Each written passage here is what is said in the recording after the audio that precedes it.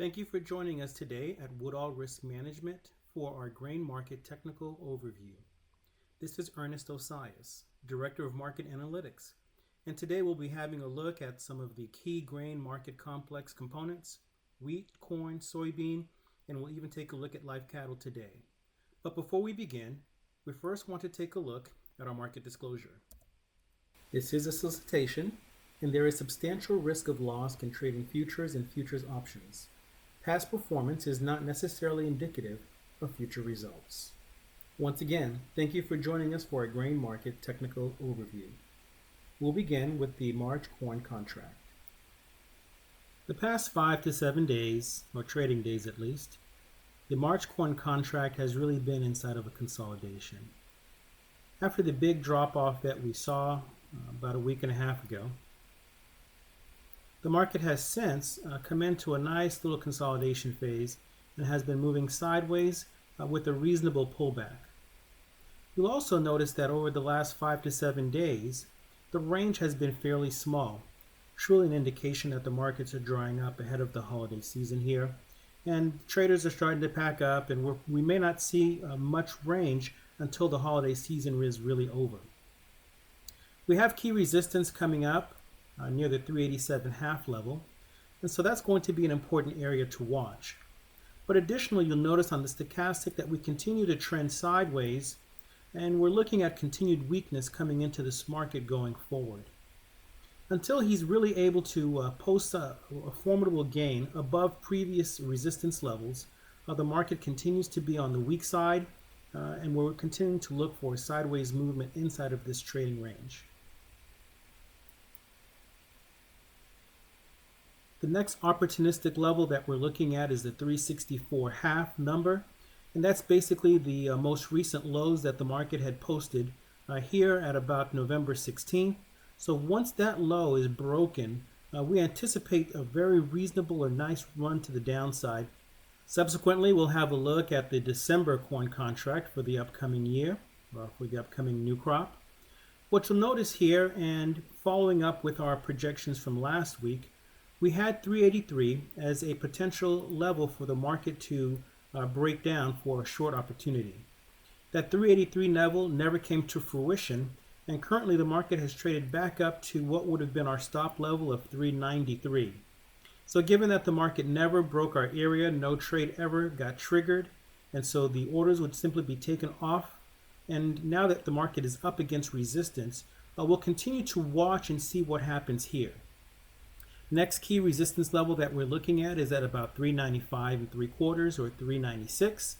So should prices come up to that area or to this level and then drop back down, that too can still be a very nice trade opportunity for the downside with regards to this contract. But for now, we continue to watch for sideways movement as we live inside of the holiday season right now for trading. Moving on to the Jan beans contract, you'll notice here that the support level from our geometric shape is holding up quite well with regards to this contract. Right across here, we're looking for support to happen. The market made a brief breach just below, but has since regained that area and is back inside that number. What we're particularly looking for here is a potential advance that maybe goes around 880 to 885.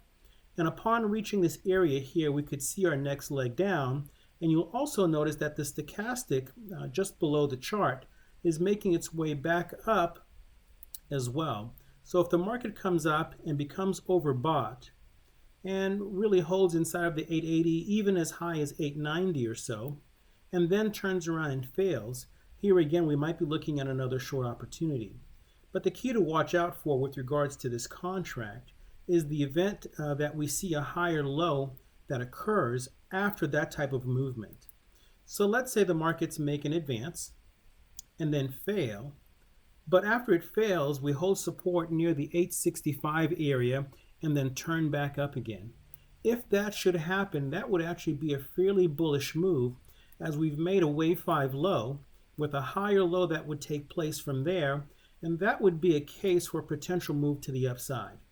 Without this happening, though, the market could very well crater and we could see new lows that go down to the 830 or 825 area. So it's going to be very important to watch the price action and to see how the actual chart materializes over the course of time. Also, you'll notice that that price level that we're talking about would situate us right on top of our circle as well. So again, this is going to be a very key level. If the market is able to break up above through here, go up and test near the 885 area, come back down, and then hold 865, that's going to be a very, very important price action for us to have to see how it operates going forward. The new crop November beans contract is in a little bit of a different position here. Unlike the other contract that made a lower low, this contract made a higher low with regards to its price movement. So we had a very nice low come in early September, and then we had another low come in here early November. So the low that we're currently looking at right now will not be confirmed as a significant pivot until prices get to 904.25. And right now it appears to be struggling to get to that level. The reason why I say it looks like it's struggling to get to that level is unlike the previous November contract, or rather the previous March contract that was oversold, this contract is actually very close to being overbought. And so what you're noticing here is the actual volatility in this market has been fairly sideways, and it's not able to really muster up the energy to really move forward with great strength.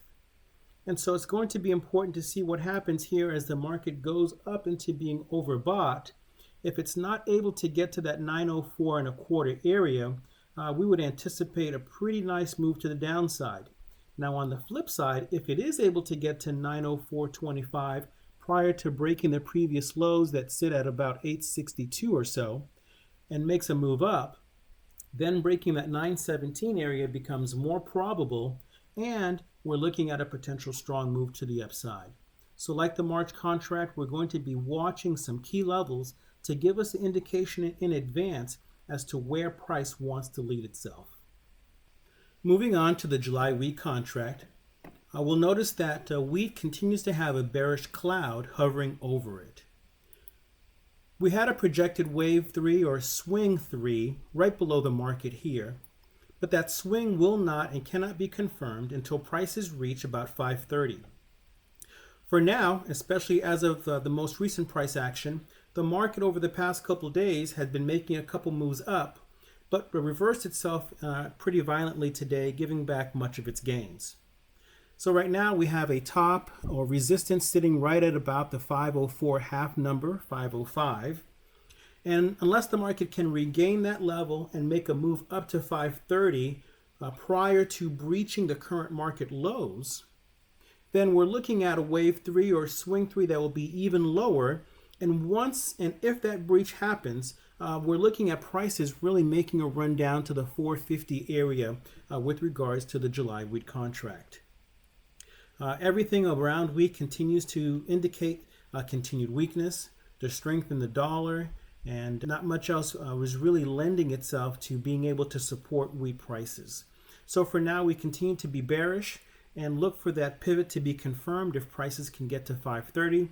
But beyond being able to get there and breaking the current pivot swing low, then we're looking at lower prices ahead for the wheat contract. Switching gears a bit, we'll have a look at the current live cattle February contract. A couple of our clients have recently asked if we can add the live cattle contract to our portfolio of analysis, and we were more than happy to do so. Here you'll notice that the live cattle contract made a significant low at the 127.70 level after having had a waterfall sell-off that started October 29th and ran down to about mid-November a couple days ago. That low appears to be a very significant low.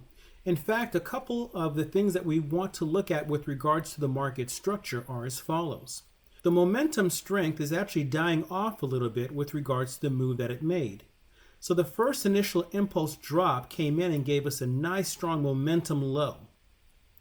The next capitulation low that we see that occurred a couple days ago is in conjunction with a little bit of less strength, which makes for momentum divergence. This 127.70 level is very important and very significant with regard to this market. In fact, we have a band or region of a make or break level that sits at about 127 or 128 or so to 128 and a half. So the market came in right inside of our key resistance or key support level and has since bounced. You'll also notice what we have is our projected price action movement if prices are able to hold the 127.7 level. Now, prices came up and met resistance at about 135 and change. We have a key level that we're looking at with regard to this price action. If we're able to get up to the 136.2 number without breaching the 127 low, what we're looking at then is a movement that should take us up to about 138, and then we're looking at a pullback that could sit at about 132, and then the market to continue upwards from that area or from that threshold. All of this hinges upon holding or supporting the 127 area that it made a capitulation low at.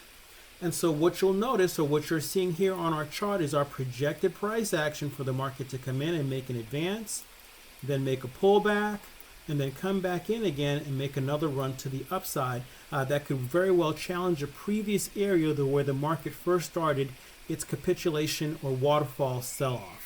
Now, as we look at the markets here, it's important to notice this nice little pink line that we have. This pink line is what we call our natural support and resistance level, and the market came in very close to it when it made the 127 low. That 127.7 low was just above it. Again, you'll notice that we're projecting for the market to come in, and if it bounces and comes back to retest that area again, for it to again operate as a nice support level for the market as it makes a trajectory to the upside. Thank you for joining us today for our key market update. We'll be back again next week. Hope you have a great holiday time over Thanksgiving. Thank you for joining us here at Woodall Risk Management.